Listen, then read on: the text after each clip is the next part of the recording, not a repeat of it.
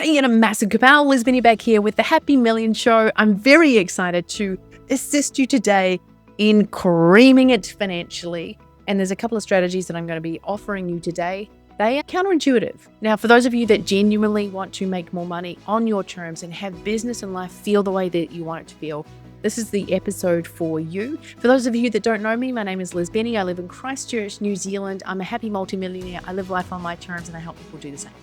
That's probably the easiest way to say it. Now, I genuinely have nothing to sell you today, by the way. I'm just here to serve you. So let me help you dumb it down and cream it. Now, chances are, if you're listening to this particular episode today, you're probably an intelligent person. You've probably been in the business game for maybe 10-ish years minimum. And you probably know all the hooks, all the offers, all the bells, all the whistles, all the funnels, all the strategies, all the things that you could do to make a lot more money. And then you were probably putting your head into Claude or Manus or ChatGPT or email marketing and Facebook and YouTube and blah, blah, all these things. Hold up for a second. How did that all sound when I said all of that? If you started to be like, oh my gosh, this is a lot, Liz. Yes, you understand me, Liz. Let me say this to you. It gets to be simple. It gets to be simple.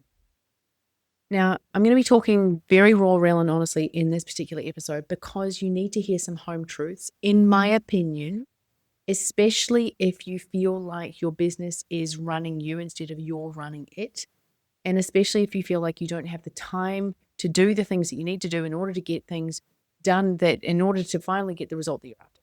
If that's the debacle that your life is feeling like right now, even though there's AI to assist you, even though, then I really want to help you. Being intelligent does not mean you're going to be successful. What does that mean? Being intelligent sometimes means that you know too much, and being a high performer means that you can do too much. And because you can do too much and because you know too much, sometimes you are able to look at all the potential things that you could do, and then you start to do all the things that you could do instead of the baseline minimum that gets the result. I'm speaking from experience when I'm having this conversation with you right now. I'm speaking from experience. I have made the most simple things overly complex and never launched them. I have done things and spent time on things that have cost me multiple millions of dollars. Now, do I have any regrets? No, I don't actually, because sometimes I needed to spend the time in creating that thing to become the person that could, hold and stand true to the vision of what it is that I was looking to launch. So some of that time that I've spent in the development phase has actually been developing me. So I'm not going to shame myself into submission, and nor should you, by the way. But there comes a time when you have to ask yourself, am I making things too complex because I am doing all the things that I know that I could do or that I think I should do? Or am I could I be making things too complex, and could I make things more simple? Now, a lot of the time, high performers that have been in the industry for a great period of time are able to do so many things, and then they go ahead and do them instead of asking themselves, should they? And part of the reason why they're doing that is that simplicity feels unsafe. Now, that's a huge thing to say, because for a lot of us, we have grown up in an era, and it sometimes feels like an era, E-R-R-O-R, but we've grown up in an era, E-R-A, and by the way, I'm spelling it because I have a New Zealand accent. A lot of the time, we have grown up in a time where there wasn't the simplicity that is available to us now. And we had to learn a lot, and we developed the skills, we developed the intellect, we developed the trade, we understood the upsells, the downsells, the Facebook, the this, the that, the funnels, the strategies.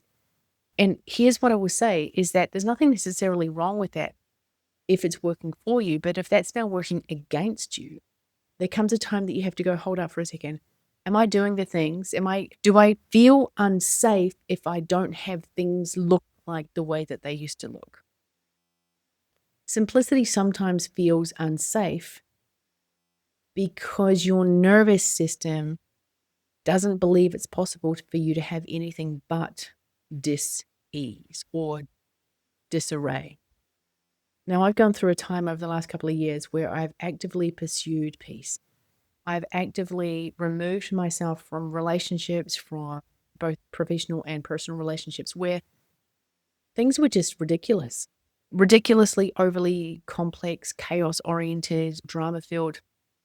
And I just decided to divorce the drama and do things on my terms, really radically on my terms, and almost counterintuitive, antithetical things that old me would be like, hold up for a second, you don't get to do that. That's too simple. And now I'm like, no, I want it to be simple. I want it to be ease filled. I don't need to have the best looking thing in order to get the result out the other side. Now, my perfectionistic brain doesn't necessarily like this, by the way, right? And that's the part where I'll say that sometimes it feels unsafe for things to be so simple. And I actually have to, for want of a better phrase, soothe myself and remind myself in the process of creating simplicity that I'm safe to do so. Using a simple Google Doc instead of having a 5-step funnel, for example. Those things, I've made lots of money with simple Google Docs. And I see people out there still doing things that they don't need to do in order to get the result out the other side. What I will say is there is a hidden cost of overcomplication. And sometimes it's not so hidden. Sometimes you can literally look in the mirror and go, dang, you're not looking all that good. Maybe, just maybe, you're on the verge of burnout, right? But what I will also say is the hidden cost of overcomplicating things is it takes longer for you to launch the thing. You're launching with more bells and whistles than you need. You're signing up for things that you just literally don't need to get the result out the other side. You're trying to make things too complex. You're hiring people you don't need to hire. You're going into groups that you don't need to go into. You're going to places that you don't need to go to. You're going to events that you don't need to go to. And if what you want out the other side is a highly profitable, peaceful business, sometimes what you actually need to be doing is removing things from your life rather than adding things. Now, I'll speak more to that point in the future here. But what I will also say is that for so many people, keeping things overly complex keeps us busy, keeps us doing things, keeps us moving, keeps us filling all of our days with things that make us feel as if we're moving forward, but it's just not. It's getting you to the point where you've got half-finished lists, half-done meetings, and an ever-increasingly long list of things that you think you should do in order to get the result, whereas it's just not what you actually need to do. So a lot of you will listen to this right now and go, hold up for a second, you don't understand my business, Liz. I've got this full-blown brand. I've got this ecom thing. I've got this high-ticket coaching thing. I've got this, whatever it is. I've got this agency and I've got to keep a standard. Hold up. I never said lower the standard. I said, make things more simple. Actually, I didn't. I said, you get to have things be more simple and maintain often a higher standard of boundaries, a higher standard of communication, a higher standard of removing complexity, right? Dumbing it down makes things more clear. It means literally you need to make things way more clear. You need fewer moving parts. It means that your customer goes, oh, I get it, faster. You don't need to explain things. And this is about being elegant in your communication, not overly complex. To have that, you might be like, well, Liz, my brand is not elegant. Okay, let's just say eloquent. Let's just say people understand your stuff way faster and buy things way faster with less friction. And that's it. So here's what I will say is that I've looked at so many ways to get Kapow, what's the easiest way to get Kapow to $100 million? And I'll be real honest with you. I'm like, okay, cool. I've got a potential for a book funnel. I've got potential for low ticket funnel to high ticket. I've got high ticket sales. I've got calendar bookings. I've got set and close. I've got this. There are so many strategies that I can use. There's an app. There's this, there's that, these things. And when you're trying to run 5 million different strategies, you're basically creating a hamster wheel. And I'm not going to do that in any way, shape, or form. It's not who I am. It's not how I operate now. I want things simple. Oh my gosh, simple. And by simple, what I mean is the cleanest path forward, the clearest path forward, the one that changes every 5 minutes. Oh, I could do that strategy. Oh, I just saw that Facebook ad over there. Oh, maybe this is the thing that will work. Maybe this is the person that I should hire in order to help me get to the promised land. No, hold up for a second. What is the strategy that you need to do, minimum viable strategy to get the maximum result out the other side? Chances are that you need to go into a season of less is more. Chances are you need to go into a season of pruning away that which got you to where you are, but is certainly not going to get you to where you go. I am like you. I'm a high performer. I get it. You can do so many different things. And often, like even just listening to this right now, if me 2 years ago was listening to me talking right now, I would say, yeah, but Liz, you don't get it. You don't get who I am. You don't get how I show up. You don't get my team. You don't get my life. You don't understand. And I'm like, you know what? You're right. I don't understand your life right now. Who am I to deliver this information to you other than a person that has had her fair share of complexity and chaos? Actually, it feels sometimes like more than my fair share. And I'm not saying this to go, yes, I do understand. I'm not trying to say, hey, I'm not going to enter into a sob story competition here. I'm just saying that my life has been far from perfect. And right now it feels, even as like a perfectionist, I don't want to or reformed perfectionist, I don't want to attach myself to that anymore. I have the most incredible, amazing life. And it's as simple as it's ever felt. And I'm peaceful than I've ever been. And I still have to remind myself that I'm safe to have things simple. I still have to remind myself to not make things harder than they need to be. I still have to remind myself to step away from buying that $27 product that I know will go to a 47, that I know will go to a 10,000, I know will go to a 100 gajillion thousand. Like, I know the funnels, I know the pathways, and I have to stop myself. Hold up for a second. Why am I thinking of buying this? Oh, because you think I have to stop myself still now. Because I see the Facebook ads and I see the screenshots and I see this and I see that. And to that point, part of what I've had to do in the last couple of years is to literally remove myself from Facebook, remove myself from the conversations where I can easily get swept up in the things that I could do, so I can go back to the things that I know that I need to do. So I'm not living my life vicariously through what I think I could do. And no, hold up. I am 100% committed to being a sovereign entrepreneur, making decisions that are true and right and real for me and where I'm going and where I want my family to be able to be going, all that sort of good stuff. Because there are so many different things that you could do. So more money is often in what you remove. You're removing the offer that nobody wants. You're removing the constraints that don't need to be there. You're removing the just in case strategies. You're removing the things that you literally don't need anymore. And that takes courage. Believe me, it takes courage. I have divorced so many things. The biggest thing that I have divorced is I have divorced drama. Sometimes drama likes to come into my world through the Facebooky thing. And I sound old saying that, but through Facebook, through Telegram, through, like all the blimmin' things that can get to you. But when I sign up for things now that I know that I need to sign up for, I do them with boundaries.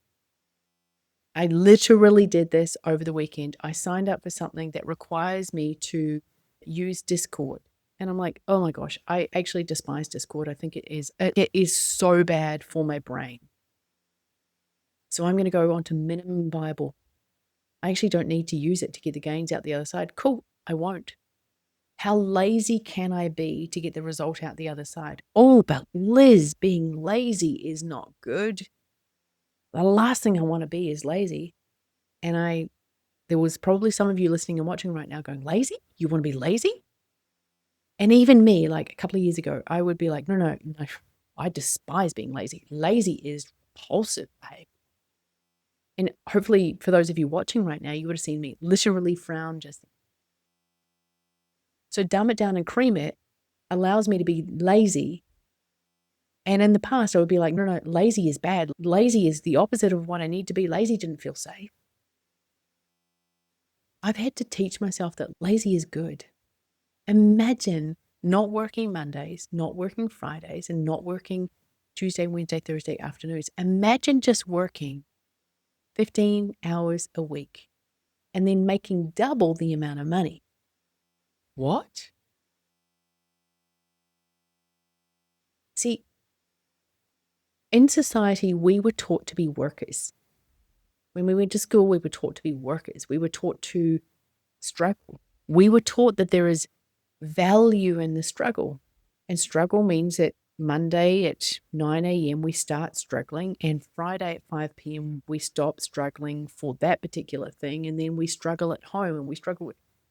I'm not going to buy into that anymore. So dumbing it down and creaming it is literally going, how lazy can I be to make double the amount of income and still serve people? Okay, so I'm actually going to have a little conversation here.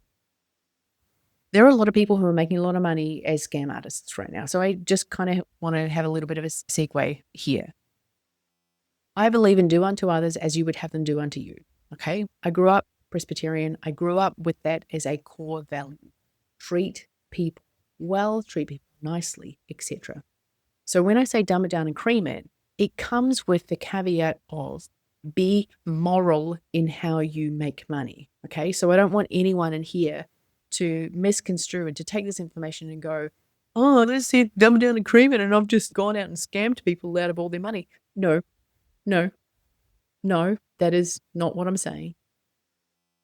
So, dumbing it down and creaming it is you giving yourself permission to do as little as possible to create maximum gains out the other side. And there's a problem that happens with that, my dear friend.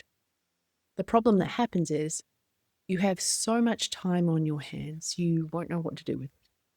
And that is where making money can sometimes feel unsafe, when you haven't learned to regulate your nervous system to be okay with the increase in time. And you haven't created safety in that freedom, meaning systems and resources in your business that mean that when you're not in your business, you feel safe still. There's someone that's got your back over here in business that is doing the risk management, that is making sure that your reputation is great so your ass is not hanging in the wind whilst you're out there living your life. See, I work with people who make multiple millions.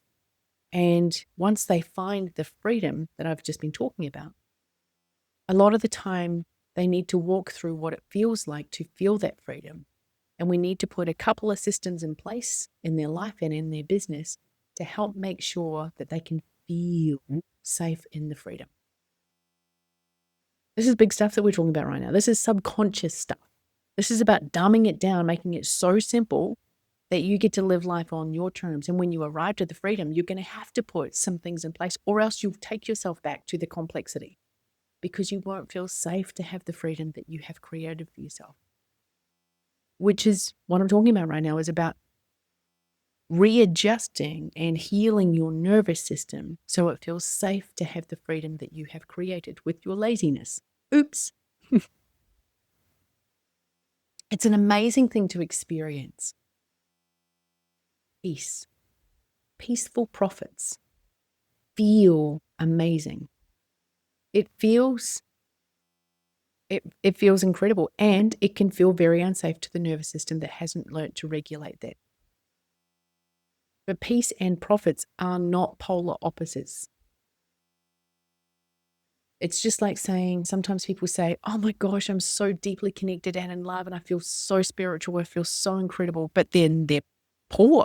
And then on the other hand, a person can be making so much money and it's like massive and they're like, oh my gosh, it's amazing, but I have no time. I'm like, when did we learn as a society that these things are polar opposites? They're not. So this is about literally changing ourselves as leaders within our lives and leaders in our business and leaders in our spirituality and leaders in our body, right? And it's about asking things like, or stopping asking yourself, what more can I add? And starting asking yourself things like, what is the most direct path to get the result that I want? Now, that sounds very potentially masculine in how I'm saying that. But it's genuinely, you can say that with a feminine face too, or with feminineness, and go, hey, without force, what would be the most clear path to get the result that I want out the other side? And this removes your requirement to prove that you're brilliant. It removes the requirement of your ego to say, look at how much I struggled to create this result out the other side. And you get the result out the other side, and you get to live life on your terms, and you get to fly first class, business class to Sorrento and all these places around the world and eat the pizza and post it on whatever. You just get to live life. And it's often in asking yourself, what do I need to remove? Isn't it amazing? When you start to remove the things that don't matter, you start to live more life on your terms. And it's amazing. I'm actually sitting here just hoping that you are basking in this right now. I've seen it happen time and time again when people actually go, wait up, I don't want to live my next 5 years the same way that I've been living my past 5 years. And then you can go out into the future and go, how do I want it to feel in 5 years from now? Ease, flow, yum, gorgeous, profitable, peaceful, impactful, spacious. That requires you to ask better questions now. For example, where am I making things markedly more complicated and complex than they need to be? And what would I do if I trusted that simple could work? That's a big one, by the way. Trust. Because it's often easy for an entrepreneur or easy for a high performer to go, okay, I know that they can have it. I know that they can have simplicity. And they look out there and go, they can have it. And it's often easy for a person to convince someone else who doesn't have simplicity that, yeah, just dumb it down. It's just over here. But where are you doing that for yourself? Where are you convincing yourself that you can have simplicity? Are you? Because chances are there are areas of your life that you're still making things markedly more complex than they need to be. It takes courage to allow simplicity into your world. And it'll take repetition too. Repetition of the actions and the behaviors so they develop and your nervous system goes, oh, this is what it's like to have peaceful profits. And your nervous system goes, oh my gosh, peace feels safe. Oh my gosh, peaceful profits feel amazing.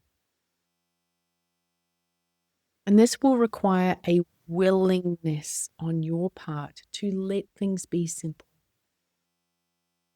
And it can be scary to find ease and to find peace and to arrive to a place. And it can feel scary to have peace. And that's so strange to say. And I've been through this. It's, oh my gosh, what do I do with all my time? Oh my gosh, I have no fires to put out. Oh my gosh, I get to choose how to spend my time. And I've had to go through a time where I've had to force myself out of the office, away from my computer. And I've gone through the guilt of what it feels like to walk up a mountain on a Monday feels so spacious. And I'm like, yeah, but there are so many people who are struggling right now. I've felt the guilt of my freedom. And I've felt the uncomfortableness of my freedom too. And I've had to allow myself to heal and be okay with my freedom. So, this episode has been about dumbing it down to cream it. And I feel like I've moved a lot more into the subconscious world of this. But dumbing it down really is about simplicity and allowing ease into your world. And I really, truly hope that you have received some inspiration in here to really allow yourself to go to the depths of Simplicity. It's funny to say the depths of simplicity too, because it is a deep feeling of trust that you're going to walk into very soon. I trust myself to keep things simple.